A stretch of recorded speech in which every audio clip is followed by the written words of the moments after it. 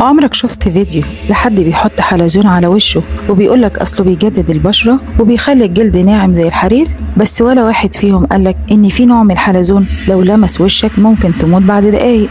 لو بتحب الغموض والرعب الحقيقي اشترك دلوقتي وخليك معايا، لأن النهاية مش هتتوقعها أبدا. الحكاية بدأت في أعماق البحر، في كائن صغير شكله جميل جدا وألوانه زاهية كأنه جوهرة من المحيط، لكن الحقيقة إن الجوهرة دي أخطر قاتل في البحر اسمه الحلزون المخروطي، وبيعيش في المياه الاستوائية حوالين أستراليا وأندونيسيا والفلبين. الكائن ده عنده سلاح غريب جدا، مش أنياب ولا مخالب، عنده إبرة دقيقة جدا في فمه بيطلق بيها حقنة من السم القاتل في أقل من ثانية. سمه أقوى من سم الكوبرا بكتير وبيشتغل بسرعة رهيب، بيوقف الأعصاب وبيشل الجسم، والضحية بتفقد قدرتها على التنفس وهي لسه صاحية. في غواصين فعلا ماتوا بس لمجرد إنهم حاولوا يلمسوه عشان يصوروه، وده اللي الناس مش عارفاه، إن بعض تجار التجميل بيجيبوا أنواع من الحلزون من بره ومش بيفرقوا بين الأنواع الآمنة والقاتلة. وفي حالات اتسجلت إن الناس حصل لهم شلل نصفي مؤقت بعد جلسات تجميل فيها حلزونات بحرية مجهولة. الغريب